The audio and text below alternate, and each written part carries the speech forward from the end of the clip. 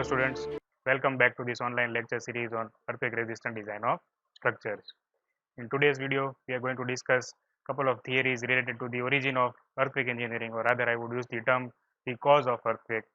And these theories are namely the continental drift theory, plate tectonics theory, and the last one is fault line theory. So without any further delay, let us start discussing these theories one by one. Right now, as you can see, the name is continental drift theory, right? So it is consisting basically of two names. First is continental and second is drift. So continental word is related to continent and drift means the shifting from the actual position, right? So in the year 1915, in the year 1950, a German scientist by the name of Alfred Wegener suggested that originally the entire Earth's surface was one single mass, and it was named as a continent known as Pangea, and it was surrounded by an ocean known as Panthalsus, right? So as you can see in the figure, two figures are shown here. First figure is showing the before and second one is showing the after scenario. In the before scenario, you can see that all the continents are merged with one another, whereas in the second case, that is after scenario, is the present situation that we have, that is the 7 continents of the earth surface that we have, right? So now we need to consider what are the different reasons based on which he proposed this particular theory. So his observation was that it was a single mass initially, and after certain period of time or with the passage of time, it broke down into several pieces, and then the drift took place, and then the continent scenario that we have, that we can see here in the after image, is being achieved, right? So his observation was based on the different study of different coastlines and geological survey of the different continents and their geographies, right? Now what was the reason for this breaking of the continents or breaking of the landmass and drifting from the center towards the different corners of the earth surface? Then he says that the reason for this was a force, that was the centrifugal pseudo force, that was generated due to the rotation of the earth and certain astronomical precessions, right? So now if you look at the timeline that is shown over here, then it is basically a timeline that is ranging from 250 million years ago to the present scenario. So on the top right hand side corner, you can see the first slide where the situation is such that the entire mass, you can see the entire continents are almost merged like a single lumped mass, right? That is 250 million years ago. Then in the second figure, you can see that after passage of 50 million years, there is some movement on the top right top corner of the earth surface, and as a result of that, the segregation of the land mass started. Then gradually, as the segregation kept on progressing, you can see the variations that are indicated in the figure over here, that the land masses kept on moving away from each other, and as a result of that, at the last, that is the present case here, you can see where 7 different continents are visible on the surface of the earth. So based on this figure, he is able to justify that the surface of the earth was initially a single large piece of mass, and later on it broke down into several pieces and drifted along the different corners of the earth surface, right? So this basically gives us an idea. However, the conclusion, however the results or the validation that he is proposing is not concluding, right? But we can conclude one thing particularly over here, and that is that there is some movement that is taking place on the earth surface, as a result of which the geology of the earth has changed, right? So this brings us to the second theory, which is known as the plate tectonics theory, and it is one of the major reasons for the origin of the earthquake, right? So when we talk about plate tectonics, in case of plate tectonics, we have seen that basically in the last lecture we saw that the earth's we have dissected the earth's surface into 3 different layers. First is the crust, second is the mantle, and third is the core, right? So in the parallel lines here, what the plate tectonics theory is proposing is that in the early years of 1960, it was suggested that the top surface of the earth, which is the lithosphere, that where we are all staying, right? So this lithosphere was divided into several large parts, that is 7 large parts and several small pieces also.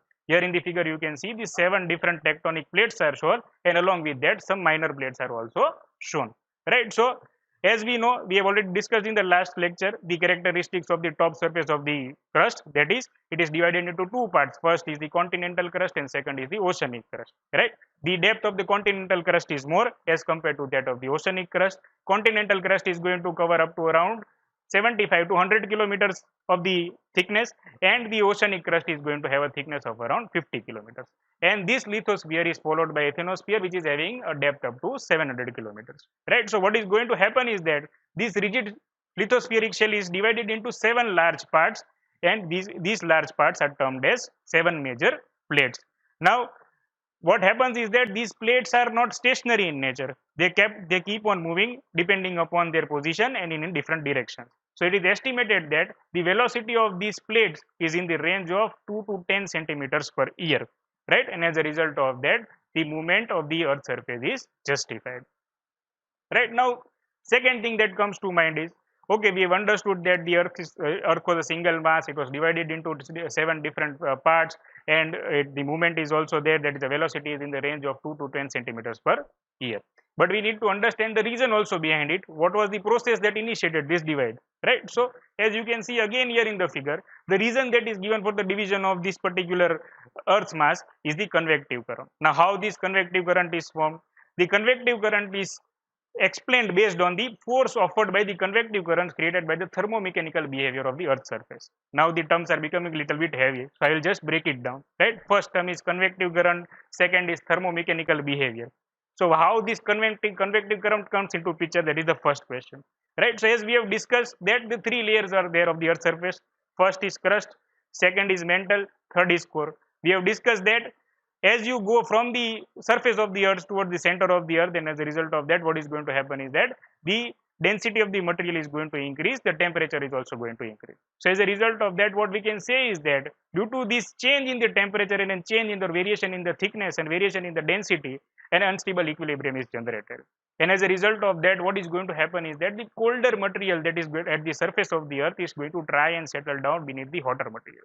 So when that happens, what is going to happen next is that these colder materials will also going to start heating up. So as a result of that, the temperature is going to increase and the density of the material is going to reduce. And due to this movement of the material, the convective current is generated, right? So once this convective current is generated, then what happens is that it results into generation of shear forces at the bottom of the earth's plate. And as a result of the generation of the shear forces, the drag on the surface of the earth is observed, right? So as you can see in the figure, the top layer, which is the lithosphere, is shown.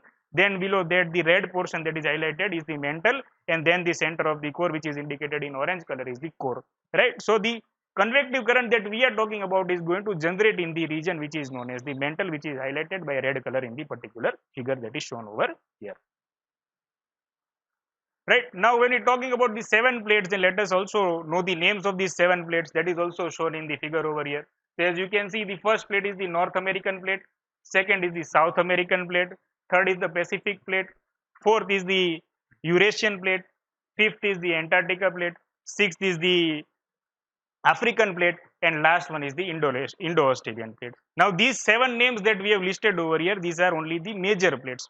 But the story does not end over there. There are also minor plates also. For example, the example here is given is that there is a plate by the name of Andaman Philippine plate also. Right? So there are several such small plates also. So because of the movements of the plates in this different direction, what happens is that these plates are going to collide with each other. As a result of that, there is knocking at the boundaries of this particular plate.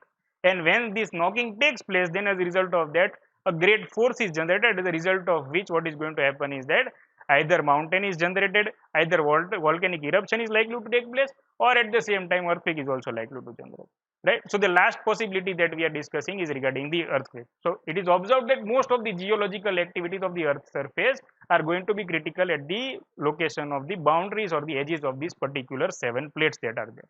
That is why that brings us to the another concept, and it gives you a conclusion that understanding of the movement of the earth's surface and understanding of the movement of the plate is going to be a very essential component in understanding the overall concept of origin of the earthquake, right? So that brings us to the next topic, that is the movement of the plate boundaries. So owing to the difference in the movement between the plates that are in motion, three different types of plate boundaries are discussed, where the first boundary is known as the divergent boundary, second boundary is known as the convergent boundary, and third boundary is known as the transform boundary. The figures of all the 3 boundaries are shown here in the slide. Now if we talk about each and every boundary one by one, then the first boundary is the divergent boundary. Now as the name is suggesting itself, divergent means both the plates are going to move in opposite direction to each other, right? Then coming to the next plate, it is convergent boundary, so that means both the plates are going to move towards each other. And in case of the third boundary, that is the transform boundary, what is going to happen is that these boundaries are going to move past one another, right? So in case of divergent boundary, what is going to happen is that this phenomena is particularly observed in case of oceanic lithosphere. So as a result of that, what is going to happen is that the two plates or the two lithospheric layers will try to move away from each other, and when they move away from each other, then as a result of that, a drift is generated or a valley is created, right? So that is going to happen in case of divergent boundary. But when you talk about convergent boundaries, again there are two cases. First case is known as the subduction zone, and second is known as the collision boundary. So let us take one by one. First, if I talk about subduction zone, then in case of subduction zone, what happens is that this particular phenomena is observed in case when one layer is of oceanic lithosphere and second is of the continental lithosphere. So when these two particular layers come towards each other, then the layer which is going to have higher density is going to subduct below the other one. Then as a result of that, what is going to happen is that the temperature variation and density is always going to be there because of the property of the material. So as a result of that, what is going to happen is that the melting of material is going to take place, and due to the melting of the material, the trench is likely to be created, right? And this particular trench is known as oceanic trench, right? So this phenomena is known as the subduction phenomena. Then the second type of convergent boundary is known as the collision boundary. So in that case, what happens is that it is a collision of two continental lithospheric layers. That is, one continental lithospheric layer will be moving from one side, second one will be moving from the other side. So neither of them will subside because properties of both are same density, same temperature, same thickness, right? So as a result of that, the collision is going to take place, and when collision is going to take place, then as a result of that, the formation of rocks and mountains comes into existence. So that is about the convergent boundary. Now last one is the transform boundary, where the boundaries will just move past another without causing any kind of damage to the surface of the earth. So that is the most simple phenomena, that is third phenomena, is the transform boundary.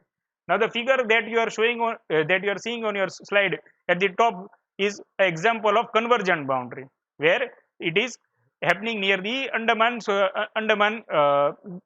pass that is there, where this particular phenomena is observed, where a trench is particularly formed due to the collision of the boundaries, right?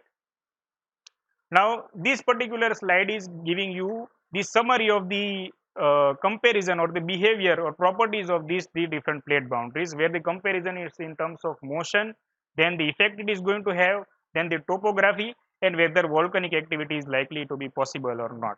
So on the first side, on the first column, you have the divergent, second you have the convergent, and your third you have the transform boundary. So if you first to talk about the motion, then in case of the divergent, we can say that it is going to be creating a difference. So as a result of that, the motion can be described as a spreading motion.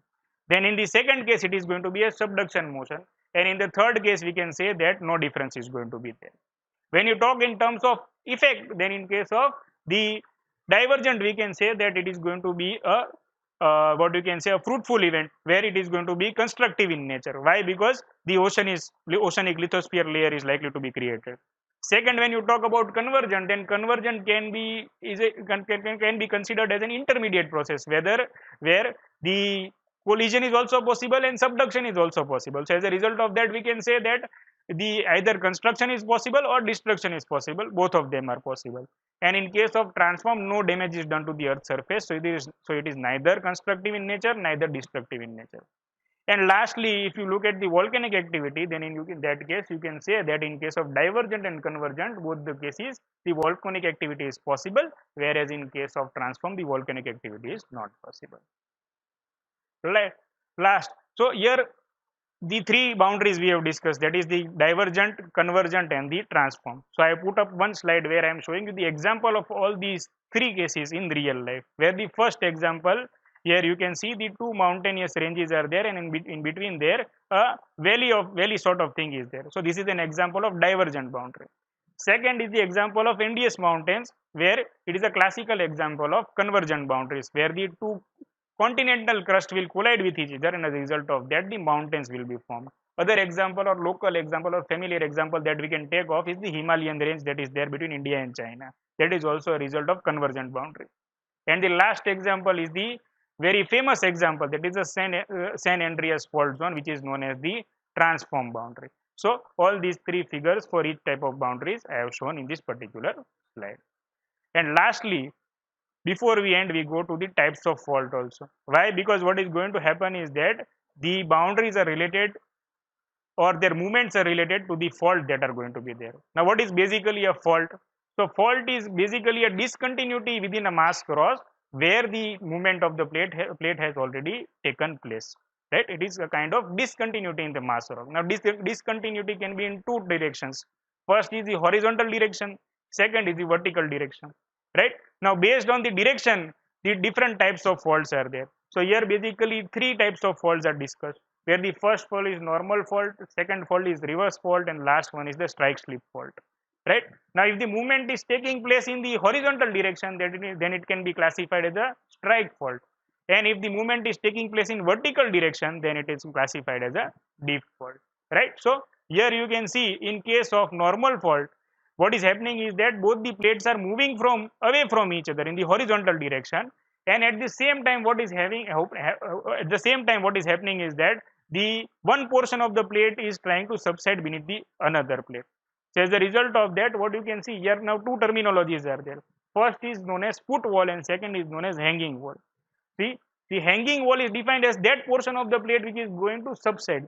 That particular portion is known as hanging wall, and the one that is going to remain on the upper side is known as the foot wall, right? So in case of normal fault, what we can observe from the figure is that the hanging wall is going downwards towards the epicenter or the focus of the earthquake, whereas the foot wall is going to remain on the upper side. Second type of the fault is reverse fault. In case of reverse fault, the scenario is reversing. What is happening is that the hanging wall is staying above the ground and the foot wall is trying to subside, and that is why it is known as reverse fault. And in case of strike slip fault, the movement is in lateral direction, and along with that, what is going to happen is that the what is going to happen is that it is going to move away from each other, right? So out of all these three types of faults, the one which is most responsible for initiation of the earthquake is known as the reverse fault, which is considered to be the one of the most critical types of fault where the origin of earthquake is likely to take place, right? So these are the three basic theories that we have discussed. First is the continental theory, second is the plate tectonics theory, and last one is the fault line theory. All these theory will help us understand the origin of earthquake or causes of earthquake in a better way. I hope you have enjoyed today's lecture. Stay tuned for the further series. Thank you.